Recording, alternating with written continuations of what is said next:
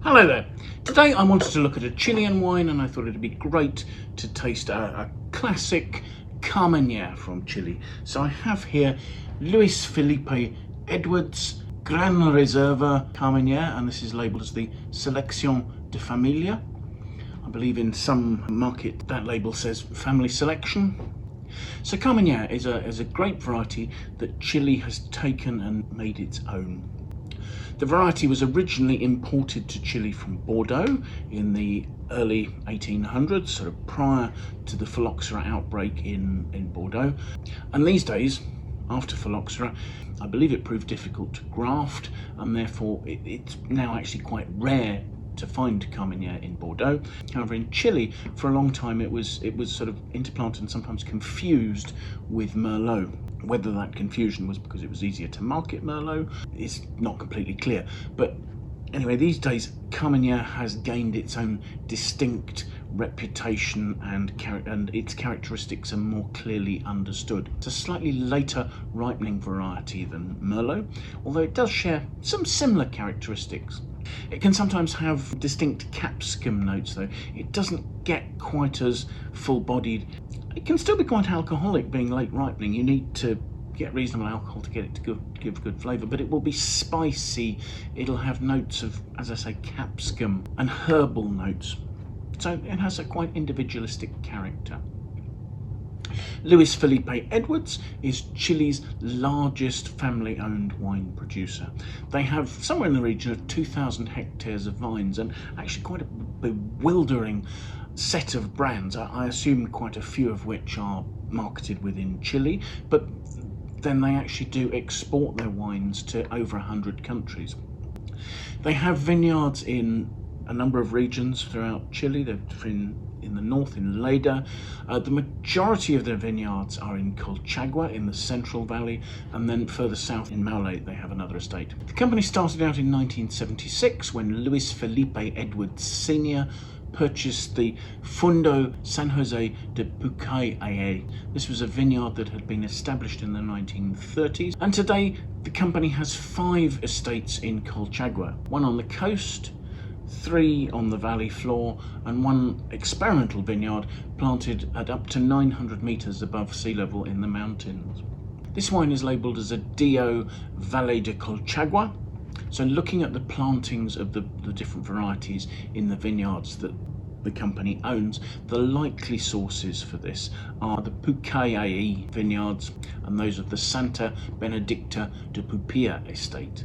I suppose it's possible there could also be some fruit from their mountain vineyards here, but let's taste the wine and see if we think that's likely. If the wine is from the Valley Bottom estates, those are predominantly estates with quite fertile clay loam soils. Viticultural practices aim at being sustainable.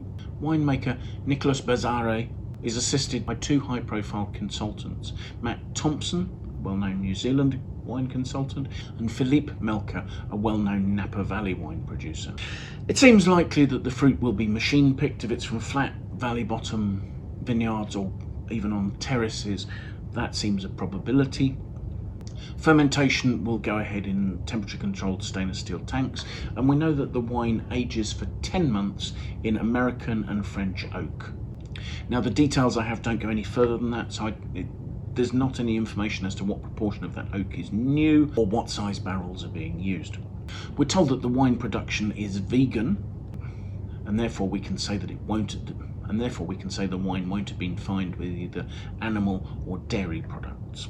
And I think it's worth noting that the wine ages for 10 months in barrel, and therefore the term Gran Reserva is not really equitable with the same term being used in Spain, in Rioja for instance, where a Rioja Gran Reserva would age for several years in barrel. So let's see what we think of the wine, shall we? Looking at it, it's a deep, dark, not quite opaque ruby red. 2021 vintage, still relatively young, and there's a sort of a hint of purple, more as a maroon, appearing on the rim of the glass. Swirling it, the wine has 14% alcohol, and it's quite readily forming tears on the glass. In fact, it's hanging on the glass. The tears are taking a little while to run down. It's a fairly viscous wine, so it should have plenty of body. So let's see what we make of the aroma, shall we?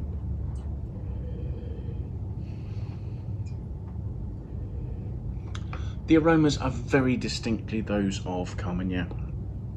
That sort of quite high-toned capsicum note is there, with some rich, and this is where its similarity with Merlot exists, it's sort of plummy red fruit. But there are herbal touches, hints of spice, and perhaps a little bit of meaty reduction there. So there's plenty going on in the nose. There's quite a nice depth. The fruit seems lively. So let's have a taste.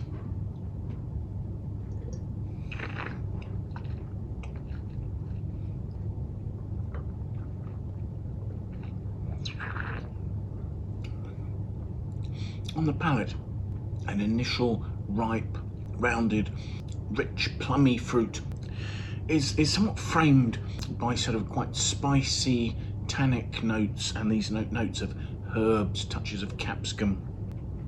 But there is quite a nice, there's a fine grained structure there coming from oak, so that is suggesting there's a reasonable proportion of new oak.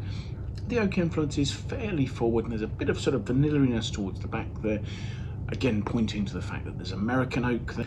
So quite prominent oak, both in terms of flavours, you know, cedary, vanilla on the mid palate, but also in terms of the structure of the wine coming through with a slightly drying tannic note. I mean, thankfully the fruit is that rich, juicy plumminess, so it's not allowing the wine to become astringent. There's enough fresh acidity to keep the brightness to the fruit through to the finish, so that sort of attractive red fruit note is still there. The alcohol is not overpowering the fruit. You know, at 14%, it's adding a little bit of warmth to the back palate. There's a bit of richness. The concentration of the fruit is almost giving a bit of a sort of a licoricey cut to the finish there. But then the notes of slightly greenish, slightly herbal capsicum notes are rising above that, along with the fresh red plummy fruit on the finish. There's quite a reasonable length. I wouldn't say there was anything particularly exceptional, but the flavours are lasting nicely. The fruit is lasting to the finish. It's not being overpowered by the structure. The Wine Searcher aggregated score on this one is 90 out of 100, and that agrees with, there's a medallion here from Alistair Cooper, who's a Master of Wine, who's awarded this 90 point in the Caton Awards there. So I think this is a really quite a fair score, certainly bearing in mind that this is not a particularly expensive wine. I will leave a link in the notes for you to follow so that you can find out what pricing is in your market and what its availability is. But I'm not expecting that this is a wine that will be particularly expensive. I mean, it'll be above the price of the entry-level varietal wines from comparable producers. But actually I think there's quite a good level of complexity and quality being offered by this wine. It probably has the ability to age for 3 or 4 years quite happily. The ripe fruit means you don't need to wait for it to soften. But if you wanted to keep it in the cellar, I'm sure you'd see greater complexity in the wine with a couple of years of bottle age. So thank you so much for watching. I do hope you found this interesting. I think it's a really nice example of sort of quite a rich, ripe style of Carmenere, and thinking about it, that makes me think there probably isn't a large, if any, proportion of that fruit from the mountain estates coming into this. This has an opulence and a richness that suggests riper, richer fruit that's been harvested from the more fertile valley floor vineyards.